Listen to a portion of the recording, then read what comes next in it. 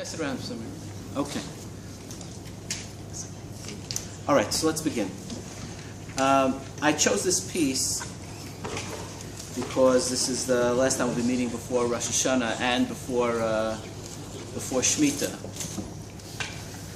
And this piece in the Hashiloach is really critical in conveying how he actually grasps reality. And it took me personally a long time to crack it, so hopefully I'll be able to do it justice. So let's just start, okay? So he talks about the psukim, he talks about Shmita and Yovel, okay? V'safarta lecha, okay, whoever doesn't have, pass it down. Okay, pass it down, okay? Okay. Oh, no, I have these. Is there a list of email addresses? Okay. Will you read? Okay. V'safarta lecha sheva shabtot shanim, sheva shanim, sheva pa'amim. Okay. V'havarta shofar trua, v'shavtem ish el achuzato. Okay. V'shnat hayovel tashuvu ish el achuzato. So there are two different, as will unfold here. There are two different realities. Okay. One reality is Shmita, and the other reality is Yovel. Okay? And he's going to use Shmita and Yovel as models of describing two different types of reality from the vantage point of human perception. Okay? Inyan Shmita v'Yovel, he's not going to say it the way I just said it. Okay? Inyan Shmita v'Yovel, hu neged hamidot hanizkarot masechet avot, sheli shelcha, shelcha shelcha. Okay? There are two again, models for interrelationships between people when it comes to how they relate to their belongings. The sheli shelcha and the shelcha shelcha. Shmita, he keneged midat sheli shelcha. What is mine is yours. Hainu. Af ki haaretz natan levnei adam. Sheyesh la'adam kinyan ba'aretz. Okay, he's starting off by saying, Shali Shalcha starts off with a consciousness of Shali. Right? There's something which is mine, which I'm giving to you. So the person, it's anthrocentric. It starts with the person in the middle. Okay? Shali Shalcha. Okay? And that means that there's a consciousness of ownership. Right? What's mine, right? You have, it's very interesting, the Pia Setzner, he talks about the difference between tefillah and learning. It's in learning, the thing goes in Yiddish, but in Yiddish he talks about it's an ich klär, and ich zug, and my chiddush, right? It's very, I mean, if you learn in yeshivas, you see it, it's a very egocentric. I think this, I thought of this, even if I'm not saying it's evil, right? But it's very ego-aware, right? And that's what he's describing here also. Shali shalcha, even though you're doing something altruistic with your belongings, but there's a consciousness of I am doing the right thing. Okay? And that's a kinyan. Right? And that maybe connects with the idea of kinyan that we'll talk about later. Af ki haaretz natan levnei adam, sheyesh la'adam kinyan ba'aretz, שיוכל להוציא לו ממנו כל טובות שבעולם. כי כל מיני טובות שבעולם נכללים בארץ. Okay, so that's a separate issue because he's alluding to the fact, so I'll just say as an aside, Aretz is the Sfira of Malchut. It contains everything. It's where everything grows from. So if you have Kinyan Ba'aretz, so then you have something that's yours. A Kinyan means you have control over it. It's at your discretion. So you have a kinyan ba'aretz, lo tzimi menu kol hatovot sheba'olam. Okay? Ki kol minei tovot she'olam nichalim ba'aretz. Okay. Ubishvi'it, okay. Yitain ha'aretz l'Hashem yitbarach. So this is shali shalcha. Right? There's a command to give up on the ownership, but there's a consciousness that you're giving something up. Right? That's shali shalcha. Ki hu shovet mi melacha ume'avodat ha'aretz shel reshut al pi ritzon Hashem v'yishmor pikudotav. So there's God who's out there who commands me down here, and I have free will to either accept the command or deny the command. So when I accept the command, again, this is a consciousness, I accept the responsibility to fulfill God's command. Shali shelcha. Okay? V'zeh yikarei shali shelcha.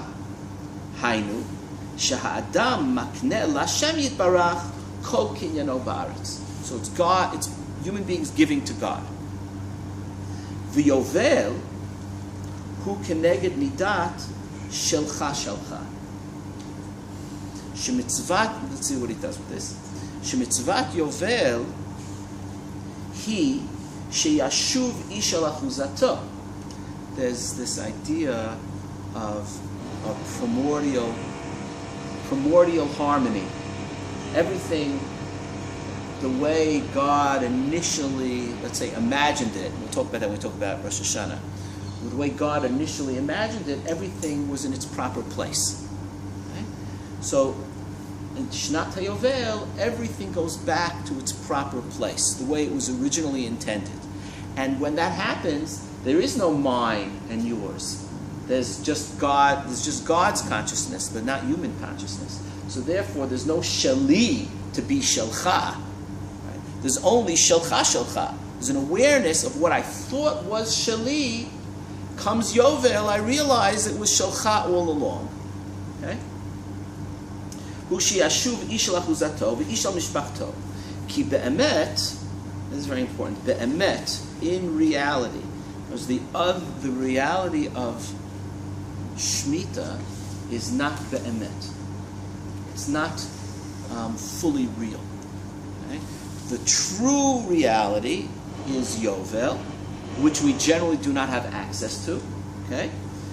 Ki be'emet Elokim asat adam yashar ba'aretz v'chilek nachala lekol echad ve'echad kefi ma'alato hashayach lo b'shorsho.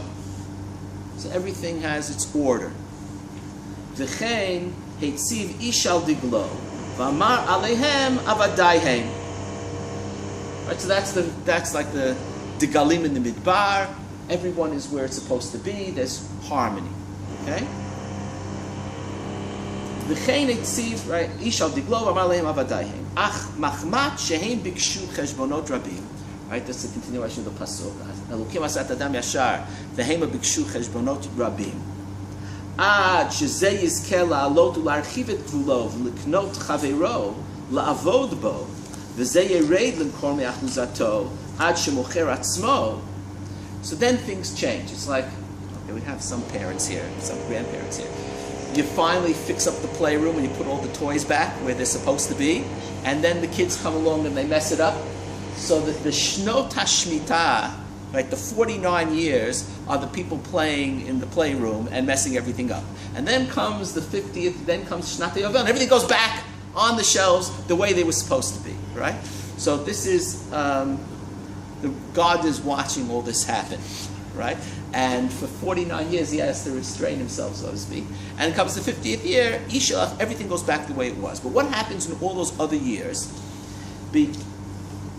Hema bikshu cheshbonot rabim. Shezeh yizkeh la'alot u'larchiv et gvulo. There are distortions begin to occur, where people, because of their initiative, or because of their intelligence, or because of their dishonesty, for whatever reason, they expand their boundaries. And there are other people, because maybe of their lack of intelligence, or lack of initiative, or their honesty, whatever, they get taken advantage of, and their boundaries become more restricted until there are actually some people begin to own other people. Well, that's not obviously not the initial primordial order. Okay. V'zeh yered l'mkor me'achuzato ad shemocher atzmo. Ach biya'an ki dvar Hashem yakum la'ad v'lo yishtaneh chas v'shalom ayidei ma'aseh b'nei adam. Okay. There's there's a famous story. I think it's originally a Muslim story. You probably heard it. The story with Shlomo HaMelech that had he had one of his sarim was walking in the shuk in Yerushalayim, and he saw Malach HaMavos, and he thought the Malach HaMavos was going. He understood from that the Malach HaMavos was going to come and get him. So he went to Shlomo HaMelech, said, "Save me." Shlomo used some kishuf and sent him off to India. Okay? And Malach HaMavos comes to Shlomo HaMelech, and he says to him, it was very interesting, "I saw your sar in Yerushalayim just now. But I have an appointment with him in Delhi tomorrow," right? So what is that? What is that story? Ach biyan kidvar Hashem yakum la'ad v'lo yishtaneh chas v'shalom al-yedei ma'aseh b'nei adam. Right. So Muslims are big on that. So this is you know who else writes about this? Rudolf Otto in The Idea of the Holy quotes the story, and he connects this with the approach of the occasionalists, that God is the first cause of everything. Okay? So you have this idea of the helplessness of human beings, that they may seem to be in control. They do have free will, but God also has free will, right? And God's will is more powerful than human will. So even though I have free will, God's will prevails. So I may try to mess up the playroom and put the toys where I want them to go, but at the end of the day, the toys will go where God wants them to go. Okay? So Dvar Hashem Yakum La'ad, as much as a person thinks that they're affecting reality, in fact, nothing happens without the will of God. Okay? So that's one stage of looking at the relationship between God and humanity in terms of these two different models. One is Shmita, where I think I'm changing things, and comes Yovel, I realize that I didn't really change anything. Okay? V'ach biyan ki dvar Hashem yakum la'ad v'lo yishtaneh chas v'shalom al yedei ma'aseh b'nei adam. Achen kol mishpetei Hashem she'avru al ha'adam lo yagiu la'omek shorsho. He just did something very important here. Kol mishpetei Hashem. That means all the bad things that happen to people, okay, in their lives. She'avru al ha'adam lo yagiu la'omek shorsho. Deep down, what he was talking about until now was the world. Right? The world seems to change, but then it goes back. We're talking about the playroom. Okay? Now he stopped talking about the playroom. Now he's talking about human beings and what happens inside and how people navigate the world. And all sorts of things happen to people during their lives. And they seem to change. They change because of those things. They change for the better, they change for the worse, but they change. So he's saying that with all the things that happen to you in your life, there's part of you which remains untouched, which doesn't change. Right? It's sort of like the Rashi about Sarah Imenu, bat me'ah ka bat esrim ki bat sheva. She went through a lot, right? She was taken captive by Paro, by Avimelech, right? So all these things happened to her, right? But the model that they have, that Rashi quotes, is that with everything that happened to her, she remained the same Sarah. Right? The same thing in a sense. There's this. I think there's a myth like that, especially with regards to women in captivity. Although it applies to Yosef as well. Yosef remained a tzaddik no matter what. Right? Or, you know the story with the Rabbi Nachman story of the Bat HaMelech HaAvudah. So she gets taken captive. And all these things happen to her, right? Most of the story is about looking for her, but then the the prime minister, the king, finally finds her, and he doesn't recognize her, right? Because she's all dressed up like a malka of Mot HaOlam. Right? And then, but then when she reveals himself to him, he understands that it's her. So deep down she didn't change, even though al halavush, in terms of how she appears to have changed. Right? And that's also the story of Esther. Right? Esther is, even though outside she seems to be a malka, but inside, right, she's ne'emenet to Mordechai. That's where you have this, I'm getting off the topic, but it's not so much off the topic really. The midrash that says that B'schut Sarah, that lived 127 years, Esther was molechet al 127 medinot. Right? The midrash makes the connection between Esther and Sarah. Because in a sense, then, Esther is Sarah. She's also taken captive in the house of the Melech. And she also has to keep her identity hidden. Right? So inside she's pure. And outside, all sorts of things happen to her. Right? I think that's where Chazal got this idea that Esther was married to Mordechai. This is obviously not a shot, right? But Chazal said Esther was married to Mordechai. I think it was to make it more parallel to Sarah. And that anchors her. Her being married to Mordechai anchors her to something outside of the Beit HaMelech. Okay?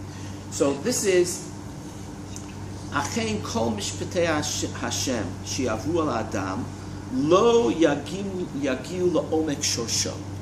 Just like there are different realities out there, there's the Shmita reality and there's the Yovel reality. There's also different realities in terms of the person. There's the personality, which is the persona, which is when a person is acting. It's the attributes that they choose to project, but it's not really the person. Right? So there's the personality. It's like the mask that the actor wears. That's the persona. But there's something that goes deeper than that that remains untouched by reality, by the external reality. What is that piece? What? Is that the piece that's the piece of us that's from Hashem? That remains untouched? Yeah, it's the what goes when you dig deep down. There's something that doesn't change, right? That's the secret of what you are and your identity. And at some point, he's not talking about that here, but that is identical. But there are other pieces where he talks about it. That it's identical with Kadosh Baruch Hu. In Sanskrit, they say Tatvam Asi, which is you are that. That's the Upanishadic mantra, which is here also. Right? Yeah. I was just asking, you try to draw a difference here between this. With Shmita, it seems like everything changes, but it always sort of coming back in its entirety. Here, at least the way you're explaining it now, it's actually a lot of things change. There's something deep inside that never changes. Like it's different. There's something deep inside that never changes. It's sort of hidden as opposed to everything sort of constantly going back. It's like the ocean. We have the waves on the ocean. They're constantly changing, but the ocean is the same ocean. That's the mashal Upanishads, right? So you have the what's changing above the surface, but deep down nothing is really changing.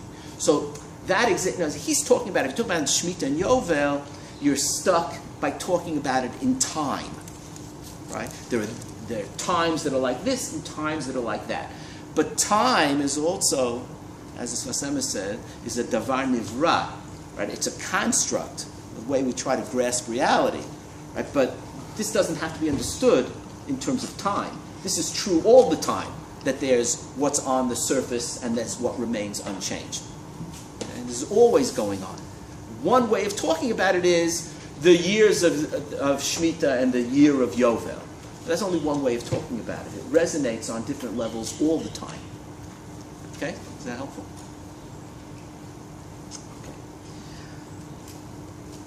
Ki bara Hashem yitbarach et l'chol davar sheyashuv la'achuzato ve'et shnat hayovel bara b'chdei she'az yashuv kol ish el mikomo va'achuzato hashayach lo me'et Hashem k'mo shene'emar shnat hayovel kodesh yihiyeh lachem. So the words become very weighty when you read it like that. It is your being. Yihiyeh lachem is your being becomes manifest. Exactly what it was originally. Right? And what it never really stopped being ba'omek. Hainu, shebishnat hayovel, yitgale or kedushat Hashem yitbarach le'ein kol, al yidei ha'avarat shofar b'yom ha'kippurim. We're going to come back to this. Why ha'avarat shofar b'yom ha'kippurim? Ad sheyukar shema sheyesh lo me'achuzat avotav al yidei netinat Hashem yitbarach. Ze yishaer lo. V'ze sheba liyado al yidei pulat adam. Af shehaya kinyano adata v'haya b'rshuto im kol zot. I'm just going to finish the sentence. We'll go back. Lefi she'eno shelo bashoresh yuchrach lachziro l'mkomo hashayach. He's saying as follows: there is a revelation of a different type of consciousness, which Shnat HaYovel symbolizes, and that is everything goes back. There's a consciousness that nothing really changed, where normally in our everyday lives things are always changing, but you reach a consciousness where there's a deeper reality where nothing changed. Okay? And that translated into financial activity. Right? One of the ways of talking about it is that everything that you gained, you realize has to go back. So then, if everything that you gained has to go back, was there really any change at all? So here he waffles a little bit. It's very subtle, because he accesses a Gemara, which he doesn't quote. But he says, Af shahaya kinyano ad ata, even though it was yours until now, right? It was yours. Because the world of kinyanim, if you want to juxtapose it in terms of Parshiot in the Torah, this is in Parshat Bahar, right? Talking about Parshat Mishpatim as opposed to Parshat Bahar, right? In Parshat Mishpatim, people own everything, and people have responsibility. And in Parshat Bahar, it's all God owns everything. And they were both at Har Sinai, Parshat Mishpatim and Parshat Bahar. So even though kinyanim, Bava Metzia, right? It was his, and Bava Metzia is real. And all the kinyanim are real. Haya kinyano ad ata, v'haya birshuto, but it's eno shelo. Does anybody remember a Gemara that uses that phrase? Birshuto v'eno shelo? Anybody? In Bava Kama. Daf Ayin. Aleph. Nobody remembers? What? Not a shomer, a ganav. It says, if somebody steals, ganav balabayit shnehem einam yicholim lahakdish. There's a principle, ein adam makdish davar sheino shelo. You can't sanctify for the Beit HaMikdash something that doesn't belong to you. So it says, shnehem einam yicholim lahakdish. Zeh mipnei she'eino shelo. The ganav can't be makdish if it's not his. And the balabayit can't be makdish either because it's eino b'shuto. You need total ba'alut over something in order to be makdish it. Okay? So he's saying that in a sense, by alluding to this Gemara when he says, Haya kinyano v'aya b'shuto v'aval eino shelo. So who is the person that something is b'shuto v'eino shelo? That's the ganav in Bava Kama, right? So what he's saying is we're all ganavim. Because we're all taking things that we think should belong to us, but they don't really belong to us. That's, think about brachot, Shemayim Ladim Hashem, V'aretz Notam L'Bnei Adam, right? But there's also L'Hashem Ha'aretz U'Mloa, Tevel V'Yoshreva. Then there's no V'aretz Notam L'Bnei Adam. That also those two different realities. Okay? Shaya B'Shuto Im Kol Zot L'Fi She'eno Shelo Bashoresh. That doesn't say in the Gemara. That's already a Hasidic addition to the Gemara, right? It's not his. When you go deep down, it's not his. Yuchrach lachziro limkomo hashayach. So it has to go back to where it really belongs. V'zehu ha'arat Hashem yitbarach b'shnat hayovel. That's the revelation of Shnat hayovel. Sheyukar l'chol adam makom hashayach l'chol davar. Okay? So a person will look at reality differently, and they'll see where everything fits. V'lezeh kara. Now, how do you get to this consciousness? V'lezeh kara v'havana yavo acharei sheyikaimu mitzvat shmita. The two realities are interdependent. A person cannot arrive at the consciousness of harmony without first experiencing themselves as an ego. By going through Shnat HaYovel, right, by going through Shnat HaShmita, Hainu, Shiyimsiru Kol Lashem Yitbarach, Al Yidei Zeh Yavo Lemidat Shelcha Shelcha. You start off, in other words, it's a program. It's not two different parallel realities. There's a path, and the path is from Sheli Shelcha to Shelcha Shelcha. By giving up what you experience as yours, by going through that painful process, you can then come to a deeper consciousness of Shelcha Shelcha, that it's all God's. Hainu shiakiru kol divrehem la'ezem makom hu shayach ba-shoresh. Kima'amar hamidrash, hakol b'cheskat sumim ad sheyair hakadosh baruch hu eineihem. This idea that people are fundamentally blind because the reality in which we live, we think we're seeing. We're not seeing reality the way it really is. And how do we come to see reality the way the deeper reality of Be'emet? So here also there are two things. One is the description of the avodah that you have to do, which is the shali, a consciousness of shali, giving it up, shali shelcha, and that refines the human being so that they can come to a deeper level of consciousness of shelcha shelcha. But here he's saying something else. What I just described is a human process.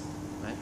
Now he says, K'marmar midrash hakol b'cheskat sumim ad shi'air hakadosh baruch hu eineihem. What's that? What do Christians call that? Call that grace, right? It's the only way. I was blind. What? I was blind, and now I see. Right, but now how do you see? Right? Do you know what this midrash is going on? It's talking about Hagar, right? God. Where it says "Vayifkach et eineha," right? God opens her eyes. It was there. What's the issue? When God opens your eyes, something that was there all the time. You just didn't see it. I don't know why I didn't see it. And all of a sudden you see it. And when you see it, it's not that you're seeing something which you're experiencing as something new.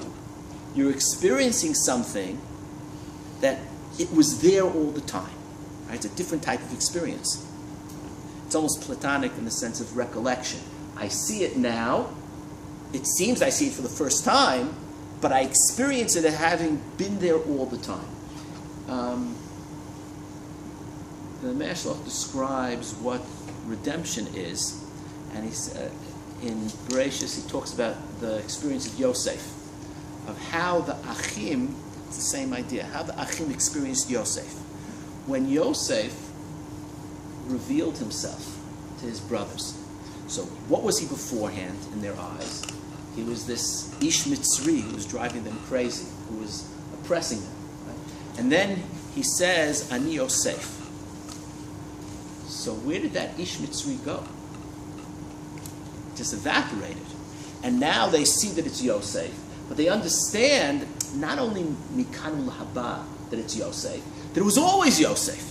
Was they have to reinterpret their entire experience in Egypt based on the revelation that just occurred. So it's not that we learned something, now something changed. Nothing changed. The only thing that changed was their consciousness and their awareness. They said, what? Hayinu kecholmim. Right? So that's awakening from a dream. Yeah, exactly. There's this other myth of the God who dreams. Right? There's a little bit of it in the Hashiloach. It's also an Indian myth about the God who dreams. Right? So, Hayinu, what? That's the thing in the Great King's dream. Yeah. Okay. There are a lot of, yeah.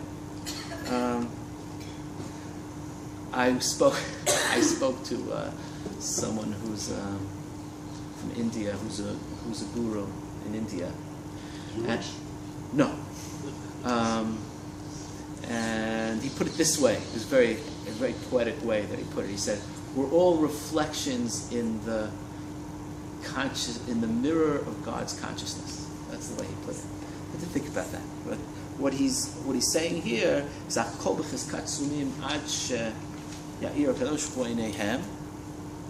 is that the revelation is one where it was always like this. It's a very foundational revelation. Okay? Hainu af ki le'ein enoshi yitra'eh. In the world of appearances, it seems ki ha'eved shayach l'rabo v'hasadeh l'mi shekana ota. That's very real. You have the deeds to show it, right? The ksuba's on the wall. Okay? Achmi shakadosh baruch hu me'ir lo. Again, now it's almost supernatural. People are, you're uncovering this yourself, or God is revealing this to you. Right? The answer to that is, what's the answer to that? Is it God that reveals it to you, or do you reveal it to yourself? What's the answer? You are godly. Yes. What? Yes. Good. Somebody thinks paradoxically, right? The answer is yes. Does it come from God, or is it humanly generated? The answer is yes. And what that does is it breaks down the distinction that we're taught from Kita Aleph, that God is over there and you're over here and He talks to you. Right? It's a different model. Okay? Let's get back to this. Ach mi shakadosh hu me'ir lo u'mefakeach einav yir'eh shekol ma'aseh b'nei adam lo yif'alu lishanot me'omek ratzon Hashem yitbarach af kizchut ha'se'ara. Right? That has to do with what we talked about before, the story with the Malach HaMavis. Right? U'biyovel yitgaleh ha'or hazeh. That's what will become revealed in Yovel. V'zeu midat shelcha shelcha v'hi gdola mimidat sheli shelcha. So the sheli shelcha, there's an awareness of ego and consciousness of self, which is sacrificing, and that has religious value, but it's a means, right? It has a religious value in order to refine and to develop a higher consciousness of shelcha shelcha. Okay? In a sense, this is not so far away from the Rambam. Right? You know the Rambam in Tamei Mitzvot. Let's go like to the other end of the universe, right? The Rambam in Tamei Mitzvot. The purpose of mitzvot is to refine you as a human being, to give you. Right, the Rambam is a little more intellectual, but to give you hadeot hanechonot. Right, the reason you have to daven is that it should be impressed upon you that your actions make a difference. So that's why you have to. That's why you have to fast when you do tshuva. So you should understand that ma'asecha gormin, right? And by fasting, you'll change your ma'asim, and that will change the way things are. It's not because you think you're appealing directly to God through this. It's reflexive in nature. So the function of mitzvot is to change your consciousness. That's the Rambam. That's Rambam Revuchim. That's what he's saying here also. Through sheli shelcha, you will develop a consciousness of shelcha shelcha. Okay? Let me just go back. We skipped over. We talked about kiyat shofar b'yom kippurim. So you have these two different consciousnesses. Is that a word? Okay. Two different levels of consciousness. One is the perfect world, in a sense, right? The world as God envisioned it. And the other is what happens when people come into the world and they change things. Okay?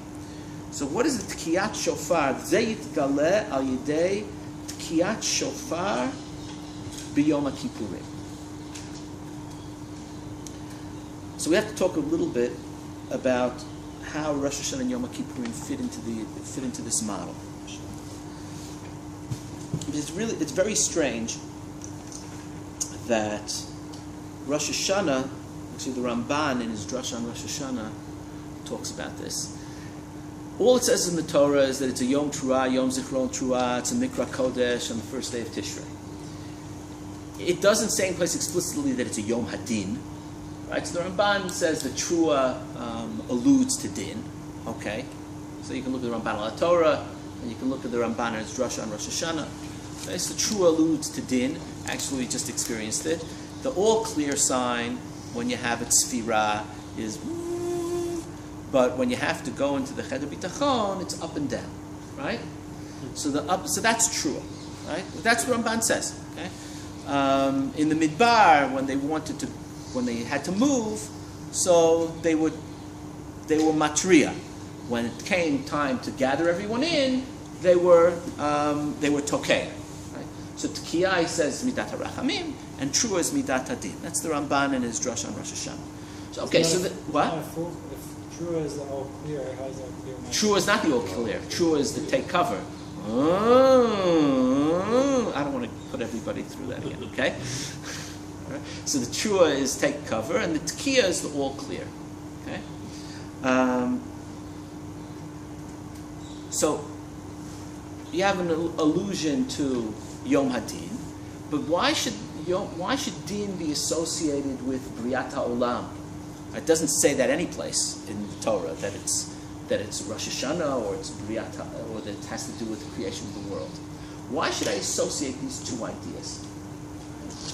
So the answer is that it doesn't say. If you look in the Tefillah, it doesn't say that Rosh Hashanah is a Yom Briat HaOlam. What do you say by Tkiyat Shofar? Hayom Harat Olam, right? It's okay. So you talk about conception of the world. Okay? So the world as it is conceived. Right? This is that it's the Kabbalistic imagery here is very potent, right? Because we talk about seminal ideas. Right, that's chachma. Right, I talked about that last week. Right, and the conception, right, is basically the yud going into the hay of the shem havaya, which is bina, is the primordial womb, right, and bina becomes impregnated by chachma. Okay, you have the idea, and then the idea takes root, and from that it bears fruit. Okay, so that's conception and birth. So we talk about seminal ideas, and we talk about conception. So you talk about, and why is Hayom Harat Olam, why should that be associated with Midat Hadin? Think about it, yeah? What? Oh, so that's also true. All right, so but where does that come from? Okay, so say there's a Rashi and a Medrash, which says what you're saying, right? It's that the world, that Tishrei God, like, it rose in God's mind to create the world with Midat Hadin, but in the end, creates Ra'ashe no mitkayem, shitefimo midat harachamim. Right? So the original. So what does it mean that the original intent? This is very strange, right? God has an original intent. God has a havamina, right? God has a havamina to create the world one way, and if he sees that it's not a good idea, and he creates it a different way. Okay? So what does it mean? Allah b'machshava, right? Livroat haolam b'midat hadin.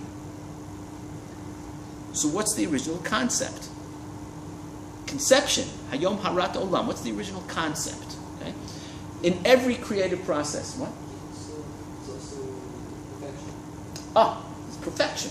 In every creative process, right, which this is modeled after, you start with an idea in your mind. And then you think, how do you want to translate that idea? We'll talk about this. How do you translate that idea into reality? So, but in your mind, you always have one picture, right? But when you and it's all an act of translation. When you translate that idea into reality, it's never exactly the way you originally envisioned it, right? That's why,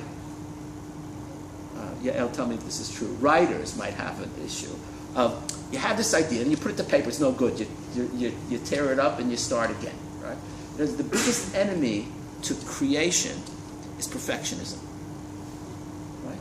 You have to just let yourself go. Right? So but the original concept, what type of world could God imagine in his mind, so to speak, but a perfect world? It's the world the way it's supposed to be, before the kids come in and mess up the toys. Right? So God has a concept. Hayom Harat Olam is Bikesh HaKadosh Baruch Hu Levrot Olam Midat Hadin. That's the original concept of the world. And that's why Rosh Hashanah is associated with Midat Hadin. Why? That's why the creation of the world is associated with Midat Hadin. That's why, for example, there's no Slichot on Rosh Hashanah. Because the world is Midat Hadin. There's no Chet. We don't recognize Chet. What happens to Chet on Rosh Hashanah? Kala Risha Kula Ke'ashan Tichle. You ever throw a drop of water on a hot pot? Right? The evil is vaporized. There's no tshuva on Rosh Hashanah. It's the world the way it was originally conceived. Hayom Harat Olam. Ra'ah, what? Including mankind or excluding? Whatever, with or without. I mean, there's a different view of mankind, not mankind that we know. Right?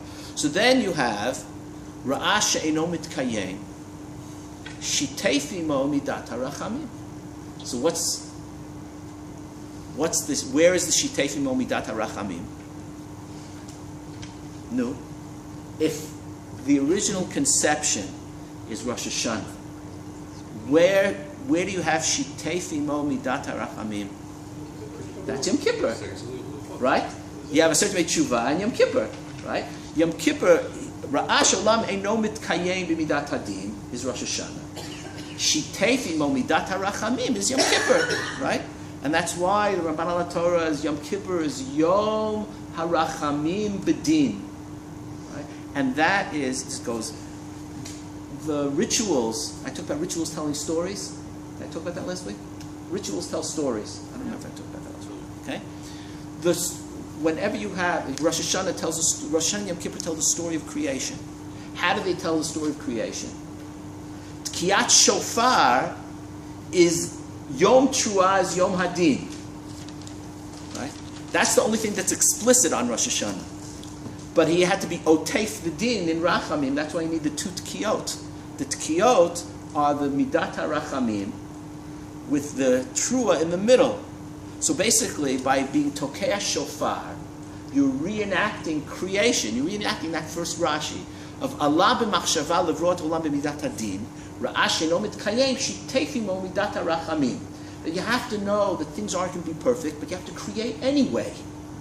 And you have to forgive the flaws in creation anyway. That's why you have this whole thing of HaKadosh Baruch Hu borei olamotu machrivan, borei olamotu machrivan. He was the writer that it wasn't good enough. He crumpled it up and threw it out until he gave up and he said, "If I'm going to dein hanyanli, this is the way it has to be. If there's going to be creation, you have to make peace with imperfection." So, what is the perfect world? The perfect world, in a sense, the world of Yovel, is the original conception, the primordial order and harmony, the way God originally conceived. And that is Rosh Hashanah. Tkiyat Shofar, which is a Rosh Hashanah activity, but Yom Kippur, in a sense, where you think of Yom Kippur being otherworldly.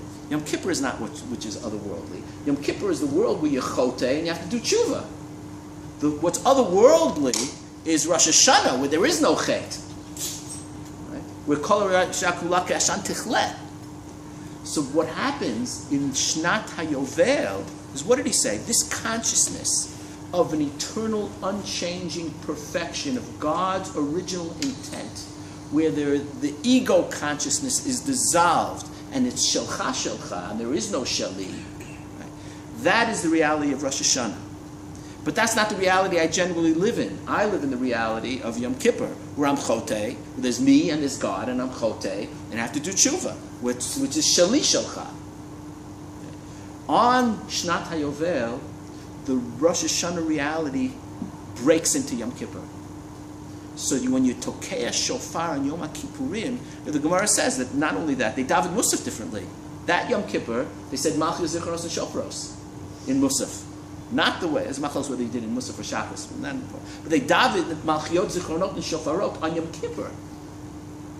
Because the perfect world of Rosh Hashanah all year is just Rosh Hashanah. And right, during the 49 years it's only Rosh Hashanah. But on Shnat HaYovel it's the Rosh Hashanah reality that breaks into Yom Kippur. Right? And that reenacts Bikesh Rosh Hashanah Olam Midat Hadin, And then we understand that b'shnat hayovel. Okay? So let's continue here. V'lachein, are you with me? All right, Stefan. V'ayidei Shmita. The first word on the line is midat. Midat shelcha shelcha. Okay, middle of the line. V'ayidei Shmita v'yovel. Yir'eh ha'adam asher hisig tova shelo al pi ritzon Hashem yitbarach. Rak ayidei ishtadluto asa osher. Ze eino shelo. Af shehu b'rshuto. Then a person will understand. And going back to now to the talking about it in terms of finances, right? But a person will realize that anything that is called unjust enrichment, right? Anything that they made in a way which wasn't just, it really didn't belong to them, even though it was in his domain. V'lachein hasidra hazot, Parshat Bahar, az Har'el, gezel, ona, ribit. I'm not going to go into halachic analysis of ona and ribit here. It fits very well. Okay. Hayim shel atid yukar shekol ma shebal adam derech inyanim ke'ele eno shelo. Okay. Now you may ask, and this is the she'elat ha'she'elot. We come to the. This sounds really bombastic, but it's really true. We come to the meaning of life. Mamash. Okay. So you might ask, if everything, at the end of the day, I'm like that minister of Shlomo HaMelech, that I think I'm outwitting the Malach HaMaves, but in the end, it's all part of the plan. There's nothing that I can do to change anything, so why do anything, right? Why not just become a quietist, right? Quietism. You can't change anything, just accept your fate, right? And why not just go there with that? There's nothing changing in the end. If you, let's talk about it this way. Why should I worry about making all the money on the stock market and all these deals that I'm doing if at the end of the day I have to give it all back? Right? So it resonates on a lot of different levels. So he says as follows. Rak ulai yiyeh b'leiv ha'adam le'mor. Im kainhu shelo yisha'er shelo rak ma shechilek lo Hashem yitbarach b'shorsho. Im kain Halo kol ishtadluto b'chinam le'sof hon v'liknot kinyanim u'laharchiv gvulo me'achar shelo yisha'er lo rak ma shechilek lo Hashem yitbarach. Right? Why do anything? Al ze amar Shlomo HaMelech alav hashalom yakar michochma u'mikavod sichlut ma'at. A little bit of foolishness or ignorance, right, is necessary. The Indians have a word for this. It's called avidya. Avidya is lack of knowledge, right, or ignorance. It's the same thing. Yakar michochma mikavod. You think the most important thing is to understand the world the way it is. But what's really important in order to be able to be productive is the sichlut ma'at perush. Emet ki al yidei chokhma sheyavin ha'adam shelo yisha'er lo mikol ishtadluto al yidei zeh yimana mi'ishtadlut b'olam hazeh. It would lead to passivity and quietism. Ach sichlut ma'at shematzui bo shegaram lo lehishtader v'le'asof kinyan. But b'chol zot, I can understand it intellectually. Everything I'm saying I can understand. But we still live in this consciousness that, all right, that's very nice, but now let's get practical. Okay? So, sichlut ma'at shematzui bo, shegaram lo lehishtader v'le'asof kinyan, af shemevin b'chochma. It's not in his lave. It's in his mind. Mevin b'chochma ke'eno rak lefi sha'ah. Let's get blunt. We're all going to die someday. That shouldn't be a chiddush to anybody. But we don't walk around thinking that all the time. There's a very good book written in the 70s called The Denial of Death by a psychoanalyst named Ernst Becker, who said the moving neurosis of the Western world is the denial of death. Not what Freud said, the denial of the Oedipal conflict, but the denial of death. Okay? But in any case, even if it's not the central theme, it's certainly a major theme. Right? So we know in our minds that it's lefi sha'ah. But we manage, through some sort of foolishness, to ignore that. In Kol Zot, Yuchal Lizkot, now here's the meaning of it all. You have to read this very carefully. Yuchal Lizkot al Yidei Hishtadlutav. There is some value to the effort that you do. Af ki yavo ha'et lashuva lachuzato. Even though there will be a time when it goes back to where it was. Ulachzir kol davar limkomo. And time will come to everything goes back to the way it was. Af al pichein yarviach. Listen very carefully. Shelo yachzir lechavero rak midat gvulo. Aval ha-meitzar v'ha-gvul shechilek Hashem yitbarach lahakir ben chelek adam lechelek chavero ze yinosaf al gvulo. I just have to finish the sentence, I'll go back. Ume'achar shebetchila hirchiv gvulo letoch shel chavero v'ishtadel ba'olam hazeh yisha'er lo hagana mu'etet gam mechelek chavero af sheyachzira. I'll explain that, I promise. Okay? But what he just said, which I don't expect anybody got. Did anybody get that? You got that? You know how long it took me to get this sentence? It took me 2 years to figure this out. Okay, just leave it, okay? But what does he say about what he just said? V'zeu kol eisek hishtadlut b'olam hazeh. This is the meaning of life. Okay? Sha'adam mishtadel. V'yisha'er lo zot ha'hakara l'olmei ad. What he just described is the meaning of life. So I think let's go back and try to understand what he just said. Okay? He says, Afal pichein, I'm going to start from there, 4 lines to the bottom. Yarviach, shelo yachzir lechavero rak midat gvulo. I expanded into, again, this is just a metaphor. This is a way of talking about it. Okay? I expanded into the domain of my neighbor, right? I bought his field, so I extended myself. When I give it back, so now I withdraw to behind the pre-whatever it was lines, right? There was the line, right? The Yoshua bin Nun lines, right? So I withdraw to behind the Yoshua bin Nun lines, okay? But there's the gvul. What is the gvul? What is the line? Does the line have any? If there was this book called, I think, Flatlands. Did anybody ever read that? It's a mind bender, right? A line, something which is 2 dimensions, doesn't really exist in the physical world, right? Only things with 3 dimensions, 4 dimensions, it has to have time also. Those are the only things that really exist. It's a geometric illusion to talk about a point and a line, right? The line, he says, you don't give back. The gvul remains with you. Rak midat gvulo, right? Aval ha-meitzar v'ha-gvul shechilek Hashem yitbarach lahakir ben adam, ben chelek adam lechelek chavero. But the gvul doesn't exist, even though it doesn't exist physically, it's all about human consciousness. There's a consciousness of boundary, right?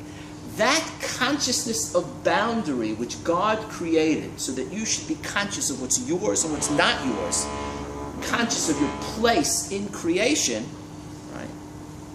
Zeh nosaf al gvulo. That becomes yours. What you've gained through expanding and contracting, rather than having stayed in the same place all the times and stayed in the original harmony, is that now you've changed your consciousness. By going through Sheli Shelcha, by going through Shmita, time and time again, you become conscious of the boundary itself as something independent. You become conscious of the light when it goes off, right? So you become conscious of the boundary, right? Me'achar shebetchila hirchiv gvulo letoch chavero v'ishtadel ba'olam hazeh yisha'er lo. Now this is a very interesting phrase. Hagana mu'etet. Some protection. Why are we in need of protection? Protection. why does awareness of the gvul, of the boundary, protect us? Stops us from falling into the illusion that what you're doing in between the Shmita that you're actually creating something else. It protects you from that illusion. But no, I don't think any protection from that. That's I think it's the exact opposite. It protects you from the reality, because what happens in mystical union? What happens when you lose track of shali shelcha and it becomes shelcha shelcha, right? What happens? You disappear. See, what he's really saying is that everything is the harat olam. It's the original conception. He's working off a very basic Kabbalistic concept of ein od milvado. Ultimately, there's only God. And if I don't exist as an ego, my independent identity just evaporates when I reach that consciousness.